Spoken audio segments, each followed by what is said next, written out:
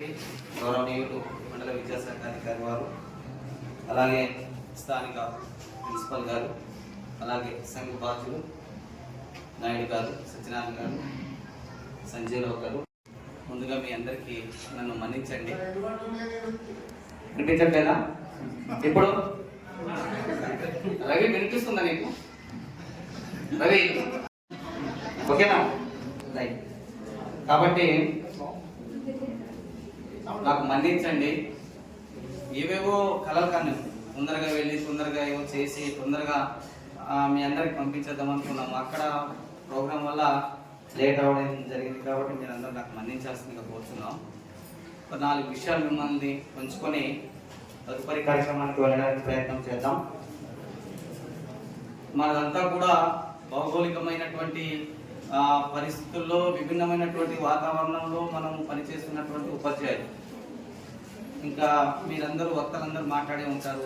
నేను ఈ రోజు కోసం కానీ ఈరోజు డాక్టర్ సర్వేపల్లి రాధాకృష్ణన్ గారి కోసం అయితే నేను మాట్లాడాను. ఎందుకంటే ఆయన మనకు ఆరాధ్య దైవము, పూజ్యులు అందరూ. ఆయన వారసులుగా మనం ఏం చేయాలనేటువంటిది ఒక 5 అంశాలు మిమ్మల్ని ఉంచి తదుపరి కార్యక్రమానికి వెళ్దామని నేను కోరుకుంటాను. జన్మదిన సందర్భంగా ఆయన ప్రెసిడెంట్ ఆఫ్ ఇండియా ఉన్నప్పుడు వాళ్ళ యొక్క శిష్యులు అడిగారు, కొన్ని సార్ మీ యొక్క పుట్టినరోజు చేస్తాము, మీ పుట్టినరోజు చేస్తాము, అది చక్కగా ఘనంగా జరగాలి అంటే ఆయన యొక్క గురుతత్వాన్ని ఉపయోగించి నా పుట్టినరోజు ఉపయోగించడం అనేటువంటిది కాదు, నేనేమైతే వృత్తి నేను స్వీకరించానో ఆ వృత్తిని దాన్ని చిరస్థాయిగా నిలబడాలి అంటే ఆ వృత్తినే ఒక టీచర్స్ డేగా పరిగణించాల్సి ఉంటుంది అని చెప్పేసి అన్నారు. ఈ రోజు వరకు కూడా తరతరాలుగా మనం దేశవ్యాప్తంగా టీచర్స్ డే మనం చేసుకుంటున్నాం. అది గురువు గారు ఇచ్చినటువంటి గొప్పతనం. కాబట్టి మనం ఏం చేస్తున్నాము, ఇప్పటిదాకా కూడా మనము సెప్టెంబర్ 5న గురు పూజోత్సవ దినోత్సవ కార్యక్రమాలు జరుపుకుంటున్నాం. ఇలాంటి గురుతర బాధ్యత ఉండేటువంటి ఉపాధ్యాయ వృత్తిలో ఉండేటువంటి మనము ఏం చేస్తున్నాము అనేటువంటి కోణాన్ని ఆలోచిస్తే మనమందరం కూడా బాధ్యతగా ఉన్నటువంటి ఒక గురువులు,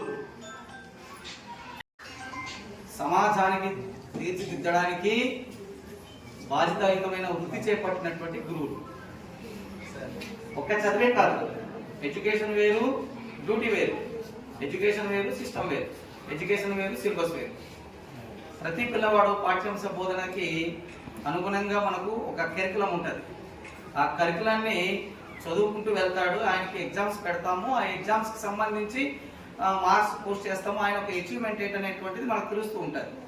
అది జస్ట్ మనం చదువుకుంటూ వెళ్ళడానికి మాత్రమే. అంటే ఆ తరగతికి ప్రోగ్రెస్ చూపించుకుంటూ వెళ్ళి చివరిలో ఆయనకి ప్రమోట్ చేస్తాం ఇంకొక తరగతికి. ఇది జరిగేటువంటి రొటీన్. దయచేసి ఒకసారి వినండి అమ్మా, మీరు వినండి ఒకసారి. ఇప్పుడు మరి గురువు గారుగా సిలబస్ పాఠం చెప్తే ఒక టీచర్గా మిగిలిపోతాం మనం. ఏజ్ ఏ టీచర్గా మనం ఏం చేయాలి, ఏజ్ ఏ టీచర్గా మనం ఏం చేయాలి అనేటువంటి కోణంలో ఆలోచిస్తే విద్యాబుద్ధులతో పాటు ఇప్పుడున్నటువంటి ఈ చిన్నారులకి, ఇప్పుడు చదువుకునేటువంటి విద్యార్థులకి అందరికీ మోరల్ వాల్యూస్ నేర్పాలి. మోరల్ వాల్యూస్ నేర్పగలిగితేనే నవ సమాజ నిర్మాణానికి తోడ్పడతాం. ఓర్పు ఉండాలి. ఇందాక గౌరవనీయులైనటువంటి మన పిఓ సార్ చెప్పినట్టు ఓర్పు ఉండాలా, పట్టుదల ఉండాలా, లక్ష్యం అంటూ ఉండాలా. ఇది మనకుంటే సరిపోదు, మన పిల్లలకి చెప్పాలా. ఎలా చెప్పాలి? సిలబస్ టీచింగ్ చేస్తున్నప్పుడే అదంతా కూడా బోధించాలి, నూరిపోయాల. ఆ నూరిపోసినాడు వాళ్ళు ఏదో టైంలో ఆ 3 ఇండికేటర్స్ వాడికి పనికొస్తుంది. ఓర్పు పనికొస్తుంది, పట్టుదల పనికొస్తుంది, లక్ష్యాన్ని కూడా పనికి రావడానికి ఆస్కారం ఉంటుంది. కూడా నేర్పించాలి, మోరల్ వాల్యూస్ అనేటువంటిది నేర్పించాలి. అది నేను కోరుకునేటువంటి ప్రధానమైనటువంటి ఉద్దేశం. మన పెదబయలు మండలంలో, మారుమూల ప్రాంతంలో, అతి పేద గిరిజన ప్రాంతాల్లో అతి పేద పిల్లలు మన దగ్గర చదువుకుంటుంటారు. ఒక గవర్నమెంట్ చదువుకున్నటువంటి విద్యార్థులు ఎవరు? పేద పిల్లలు మాత్రమే, బిలో పవర్టీ లైన్ ఉన్నటువంటి వాళ్ళు మాత్రమే చదువుకుంటుంటారు. వాళ్ళు చాలా కష్టజీవులు, చాలా ఓర్పు నేర్పుకున్నటువంటి జీవులు. అలాంటి విద్యార్థులకి మనం ఇది నేర్పగలిగితే ఎక్కడో వాళ్ళు చక్కగా పైకి వచ్చి రేపొద్దున చిరస్థాయిగా మనకు నిలబడి వాళ్ళు పాదాభివందనం చేస్తారు, సైల్యూట్ చేస్తారు, గుర్తుంచుతారు. రేపు మనం తీర్చిదిద్దిన యువకులు వాళ్ళే. డాక్టర్లు, ఇంజనీర్లు వీళ్ళంతా ఎక్కడి నుంచి పుట్టుకొస్తారు? వాళ్ళు మనం నేర్పినటువంటి విద్య ద్వారానే వస్తారు. ఏదో టైంలో ఏదో ఒక క్షణాల్లో వాళ్ళు గుర్తుపెట్టుకొని చెప్పుకుంటారు. చూడండి, గురుకున్నటువంటి గొప్పతనం ఇందాక డిఎస్పీ సార్ కూడా చెప్పారు. ఏ ఆఫీసర్ వచ్చినా గౌరవప్రదంగా నమస్కారం పెడతాం. అది సంస్కారం. ఎవరు నేర్పారు? గురువు గారే. కానీ విద్యాబుద్ధులు నేర్పినటువంటి గురువు గారికి కనిపిస్తే ఆ చెయ్యి అలాగా సైలెంట్కి వెళ్ళిపోతుంది, నమస్కారం అని చెప్తాము. ఇవన్నీ కూడా వస్తారు. ఎప్పటి నుంచి నేర్చుకుంటాడు ఆయన?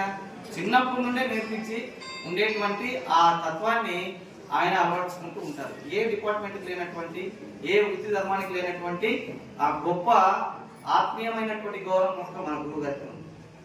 కోరుకునేది ఏంటంటే, ఇందులో చాలా మంది పెద్దవాళ్ళు ఉన్నారు, చాలా మంది అనుభవస్తులైనటువంటి ఉపాధ్యాయులు ఉన్నారు, ఎంతో మంది విద్యార్థులు తీర్చిదిద్దినటువంటి విద్యార్థులు ఉన్నారు. మన జీవిత కాలంలో ఎన్నో పాఠశాలలకి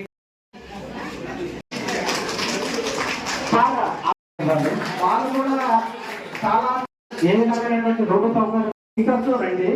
మేము ఎవరికి పేరు పెట్టుకున్నా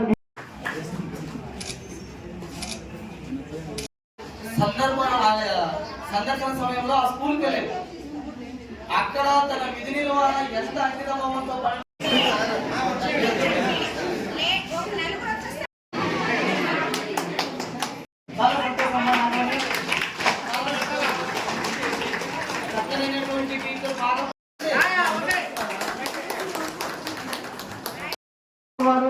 మన కార్యక్రమాన్ని జీవాలు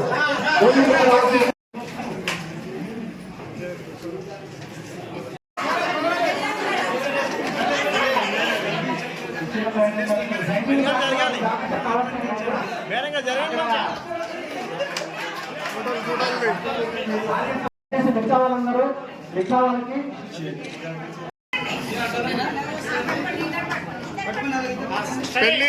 పెళ్లి రోజు దండాలు మార్చుకున్నారు, ఇప్పుడు రెండోసారి మళ్ళీ మార్చుకున్నారు.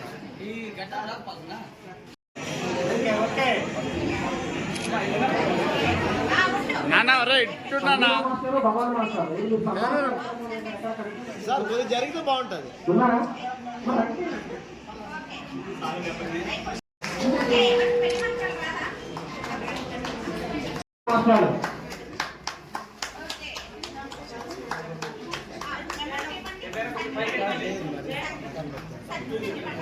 సరిగాలి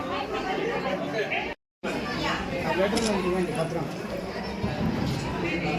అలాగే చూడండి.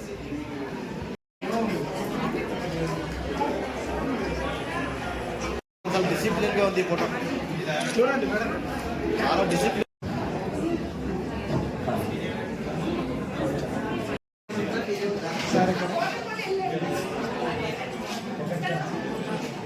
మన పొదగూడ పెళ్లి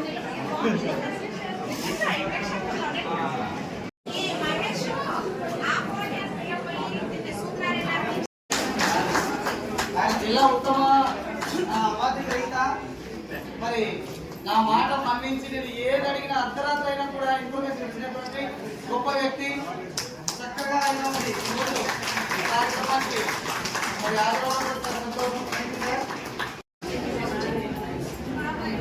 అమ్మ నాయుడు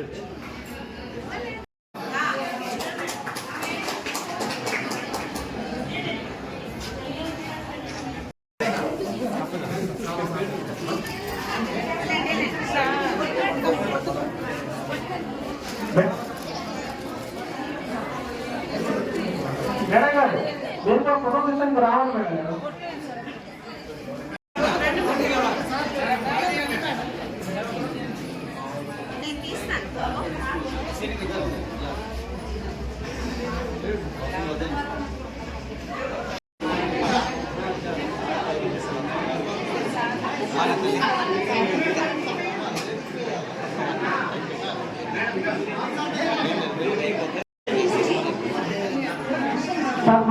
ఒక్కొక్కటి కార్యపడు సార్